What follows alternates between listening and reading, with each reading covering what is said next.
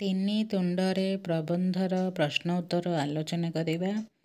କରେ ଅଛି ସଂକ୍ଷିପ୍ତ ଉତ୍ତରମୂଳକ ପ୍ରଶ୍ନ। 4ଗୋଟି ସମ୍ଭାବ୍ୟ ଉତ୍ତର ମଧ୍ୟରୁ ଠିକ୍ ଉତ୍ତର ବାଛି ଲେଖିବ। ପ୍ରଶ୍ନର ମୂଲ୍ୟ 1 ନମ୍ବର। 1 ନମ୍ବର ପ୍ରଶ୍ନ ଅଛି ଶାସନ ପଦ୍ଧତିଗୁଡ଼ିକ ମଧ୍ୟରେ କେଉଁ ଶାସନ ହିଁ ସର୍ବୋତ୍କୃଷ୍ଟ? ଅପସନ୍ ଅଛି ଏକଛତ୍ରବାଦ, ଗଣତନ୍ତ୍ର, ରାଜତନ୍ତ୍ର, ସାମ୍ୟବାଦ।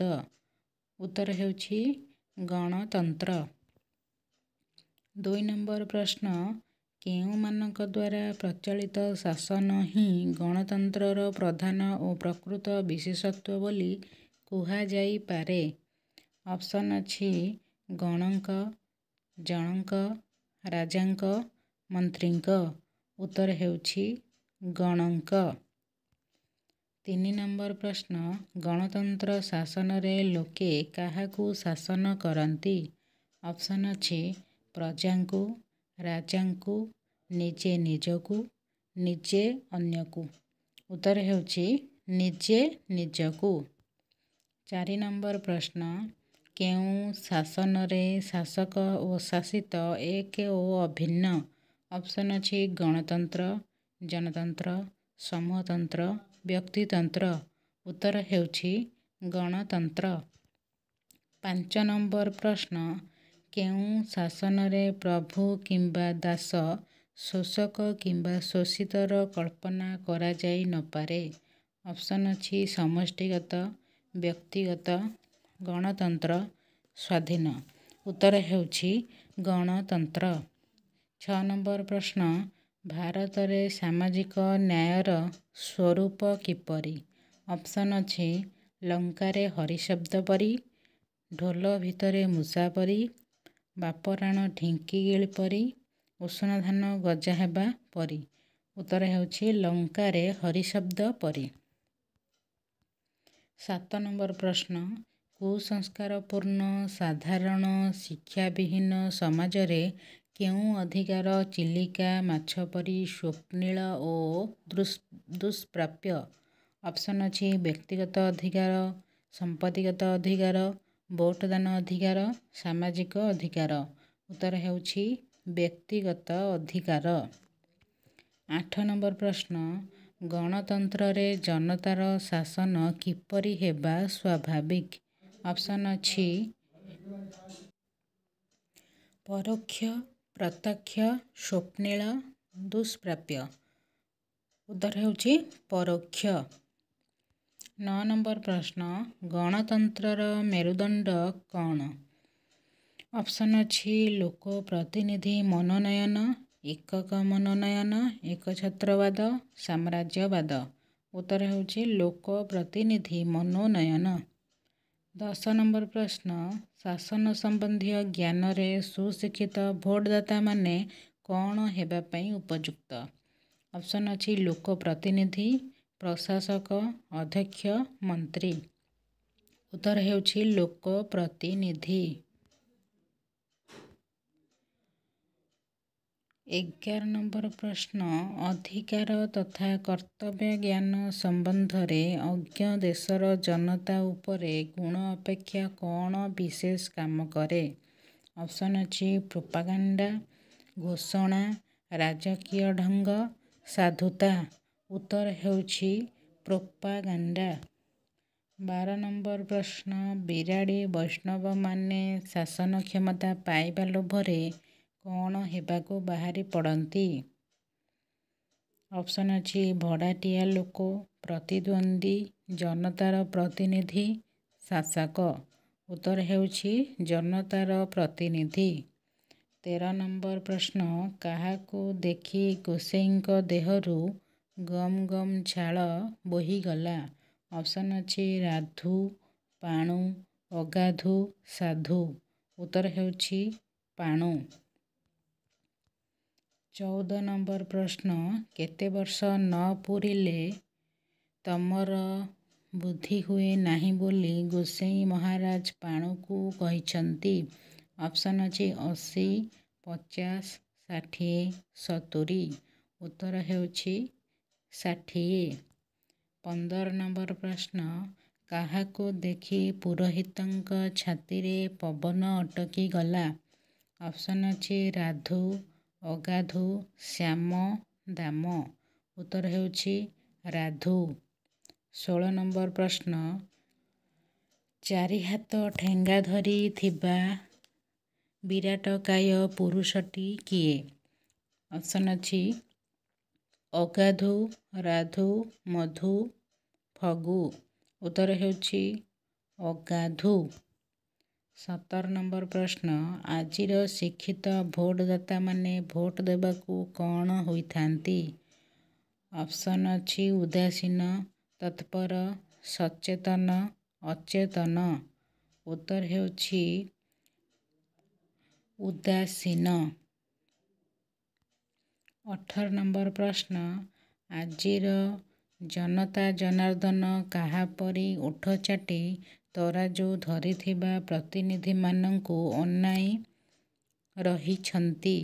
ଅପସନ୍ ଅଛି 2 ବିରାଡ଼ି, 2 ମାଙ୍କଡ଼, 2 ଭାଲୁ, 2 ଶୃଗାଳ। ଉତ୍ତର ହେଉଛି 2 ବିରାଡ଼ି। 19 ନମ୍ବର ପ୍ରଶ୍ନ ଗଣତନ୍ତ୍ର ଶାସନ ହିଁ ଡ୍ୟାସ୍ ଶାସନ ଏଥିରେ ସନ୍ଦେହ ନାହିଁ। ଅପସନ୍ ଅଛି ଶ୍ରେଷ୍ଠ, କନିଷ୍ଠ, ଅଦରକାରୀ, ଦରକାରୀ। ଉତ୍ତର ହେଉଛି ଶ୍ରେଷ୍ଠ।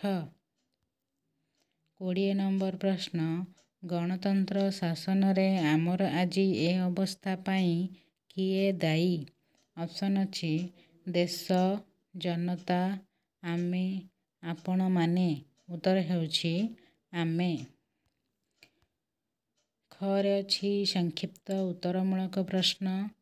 ଗୋଟିଏ ବାକ୍ୟର ଉତ୍ତର ଲେଖିବ। ପ୍ରଶ୍ନର ମୂଲ୍ୟ 1 ନମ୍ବର। 1 ନମ୍ବର ପ୍ରଶ୍ନ ଗଣତନ୍ତ୍ର ସମ୍ପର୍କରେ ଅନେକ କ'ଣ କହନ୍ତି? ଉତ୍ତର ହେଉଛି ଶାସନ ପଦ୍ଧତି ଗୁଡ଼ିକ ମଧ୍ୟରେ ଗଣତନ୍ତ୍ର ହିଁ ସର୍ବୋତ୍କୃଷ୍ଟ। ଗଣତନ୍ତ୍ର ସମ୍ପର୍କରେ ଅନେକ କହନ୍ତି ଶାସନ ପଦ୍ଧତି ଗୁଡ଼ିକ ମଧ୍ୟରେ ଗଣତନ୍ତ୍ର ହିଁ ସର୍ବୋତ୍କୃଷ୍ଟ। 2 ନମ୍ବର ପ୍ରଶ୍ନ ଗଣତନ୍ତ୍ର କାହାକୁ କୁହାଯାଏ? ଉତ୍ତର ହେଉଛି ଗଣଙ୍କ ଦ୍ୱାରା, ଗଣଙ୍କ ପାଇଁ, ଗଣଙ୍କର ଶାସନକୁ ଗଣତନ୍ତ୍ର କୁହାଯାଏ। 3 ନମ୍ବର ପ୍ରଶ୍ନ ଗଣତନ୍ତ୍ରର ପ୍ରକୃତ ଓ ପ୍ରଧାନ ବିଶେଷତ୍ୱ କ'ଣ? ଉତ୍ତର ହେଉଛି ଗଣଙ୍କ ଦ୍ୱାରା ଶାସନ। ଗଣତନ୍ତ୍ରର ପ୍ରକୃତ ଓ ପ୍ରଧାନ ବିଶେଷତ୍ୱ ହେଉଛି ଗଣଙ୍କ ଦ୍ୱାରା ଶାସନ।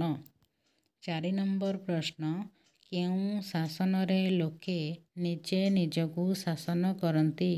ଉତ୍ତର ହେଉଛି ଗଣତନ୍ତ୍ର। ଗଣତନ୍ତ୍ର ଶାସନରେ ଲୋକେ ନିଜେ ନିଜକୁ ଶାସନ କରନ୍ତି। 5 ନମ୍ବର ପ୍ରଶ୍ନ ଗଣତନ୍ତ୍ର ଶାସନରେ କିଏ ଏକ ଓ ଅଭିନ୍ନ? ଉତ୍ତର ହେଉଛି ଶାସକ ଓ ଶାସିତ। ଗଣତନ୍ତ୍ର ଶାସନରେ ଶାସକ ଓ ଶାସିତ ଏକ ଓ ଅଭିନ୍ନ। 6 ନମ୍ବର ପ୍ରଶ୍ନ ଭାରତରେ ସାମାଜିକ ନ୍ୟାୟ ପରିକଳ୍ପନା କିପରି ମନେହୁଏ? ଉତ୍ତର ହେଉଛି ଲଙ୍କାରେ ହରି ଶବ୍ଦ ପରି। ଭାରତରେ ସାମାଜିକ ନ୍ୟାୟ ପରିକଳ୍ପନା ଲଙ୍କାରେ ହରି ଶବ୍ଦ ପରି ମନେହୁଏ। 7 ନମ୍ବର ପ୍ରଶ୍ନ ଗଣତନ୍ତ୍ରରେ କେଉଁମାନେ ସିଧାସଳଖ ଭାବରେ ଶାସନକର୍ତ୍ତା ହୁଅନ୍ତି? ଉତ୍ତର ହେଉଛି ଜନତାର ପ୍ରତିନିଧି। ଗଣତନ୍ତ୍ରରେ ଜନତାର ପ୍ରତିନିଧିମାନେ ସିଧାସଳଖ ଭାବରେ ଶାସନକର୍ତ୍ତା ହୁଅନ୍ତି। 8 ନମ୍ବର ପ୍ରଶ୍ନ ଲୋକ ପ୍ରତିନିଧି ମନୋନୟନକୁ ଗଣତନ୍ତ୍ରର କ'ଣ ବୋଲି କୁହାଯାଏ? ଉତ୍ତର ହେଉଛି ମେରୁଦଣ୍ଡ। ଲୋକ ପ୍ରତିନିଧି ମନୋନୟନକୁ ଗଣତନ୍ତ୍ରର ମେରୁଦଣ୍ଡ ବୋଲି କୁହାଯାଏ। 9 ନମ୍ବର ପ୍ରଶ୍ନ ନାଗରିକ ଅଧିକାର ତଥା ପ୍ରତିନିଧି ବାଛିବାର ଗୁରୁତ୍ୱ ସମ୍ବନ୍ଧରେ ସଚେତନ ଦେଶର ଲୋକମାନେ କେଉଁ ଜ୍ଞାନରେ ସୁଶିକ୍ଷିତ? ଉତ୍ତର ହେଉଛି ଶାସନ ସମ୍ବନ୍ଧୀୟ ଜ୍ଞାନ। ନାଗରିକ ଅଧିକାର ତଥା ପ୍ରତିନିଧି ବାଛିବାର ଗୁରୁତ୍ୱ ସମ୍ବନ୍ଧରେ ସଚେତନ ଦେଶର ଲୋକମାନେ ଶାସନ ସମ୍ବନ୍ଧୀୟ ଜ୍ଞାନରେ ସୁଶିକ୍ଷିତ। 10 ନମ୍ବର ପ୍ରଶ୍ନ, ଯେଉଁ ଦେଶର ଜନତା ନିଜ ଅଧିକାର ଓ କର୍ତ୍ତବ୍ୟ ଜ୍ଞାନ ସମ୍ବନ୍ଧରେ ଅଜ୍ଞ, ସେଠାରେ କ'ଣ ବିଶେଷ ଭାବରେ କାମ କରେ? ଉତ୍ତର ହେଉଛି ଗୁଣ ଅପେକ୍ଷା ପ୍ରୋପାଗାଣ୍ଡା। ଯେଉଁ ଦେଶର ଜନତା ନିଜ ଅଧିକାର ଓ କର୍ତ୍ତବ୍ୟ ଜ୍ଞାନ ସମ୍ବନ୍ଧରେ ଅଜ୍ଞ, ସେଠାରେ ଗୁଣ ଅପେକ୍ଷା ପ୍ରୋପାଗାଣ୍ଡାର ବିଶେଷ ଭାବରେ କାମ କରେ। 11 ନମ୍ବର ପ୍ରଶ୍ନ, ଭଲ ମନ୍ଦ ଚିହ୍ନିବାର ଯୋଗ୍ୟତା ଯେଉଁଠାରେ ନାହିଁ, ସେଠାରେ ମୁଖ୍ୟତଃ କାହାର ଜୟ ହୁଏ? ଉତ୍ତର ହେଉଛି ପ୍ରୋପାଗାଣ୍ଡା। ଭଲ ମନ୍ଦ ଚିହ୍ନିବାର ଯୋଗ୍ୟତା ଯେଉଁଠାରେ ନାହିଁ, ସେଠାରେ ମୁଖ୍ୟତଃ ପ୍ରୋପାଗାଣ୍ଡାର ଜୟ ହୁଏ। 12 ନମ୍ବର ପ୍ରଶ୍ନ, ଆଗନ୍ତୁକକୁ ଚିହ୍ନିପାରି ଥତମତ ଗଳାରେ ପୁରୋହିତ କ'ଣ ପଚାରିଥିଲେ? ଉତ୍ତର ହେଉଛି ପାଣ କିରେ? ଆଗନ୍ତୁକକୁ ଚିହ୍ନିପାରି ଥତମତ ଗଳାରେ ପୁରୋହିତ ପଚାରିଥିଲେ, ପାଣ କିରେ? 13 ନମ୍ବର ପ୍ରଶ୍ନ, ଗୋସେଇଁଙ୍କୁ କିଏ ଛେଳିଟିଏ ଦାନ ଦେଇଥିଲେ? ଉତ୍ତର ହେଉଛି ଯଜମାନ। ଗୋସେଇଁଙ୍କୁ ଯଜମାନ ଛେଳିଟିଏ ଦାନ ଦେଇଥିଲେ। 14 ନମ୍ବର ପ୍ରଶ୍ନ, କାହାକୁ ଦେଖି ଗୋସେଇଁ ଘାବରାଇ ଯାଇଥିଲେ? ଉତ୍ତର ହେଉଛି ପାଣକୁ। ପାଣକୁ ଦେଖି ଗୋସେଇଁ ଘାବରାଇ ଯାଇଥିଲେ। 15 ନମ୍ବର ପ୍ରଶ୍ନ, ଗୋସେଇଁଙ୍କ ଆଗରେ ହଠାତ୍ ଆବିର୍ଭାବ ହୋଇଥିବା ବିରାଟକାୟ ପୁରୁଷଟି କିଏ ଥିଲା? ଉତ୍ତର ହେଉଛି ପାଖ ଗାଁର ଅଗାଧୁ। ଗୋସେଇଁଙ୍କ ଆଗରେ ହଠାତ୍ ଆବିର୍ଭାବ ହୋଇଥିବା ବିରାଟକାୟ ପୁରୁଷଟି ପାଖ ଗାଁର ଅଗାଧୁ ଥିଲା।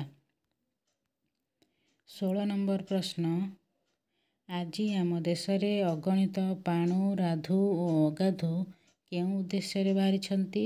ଉତ୍ତର ହେଉଛି ଛେଳିକୁ କୁକୁର ଆଉ କୁକୁରକୁ ଛେଳି କରିବା ଉଦ୍ଦେଶ୍ୟରେ।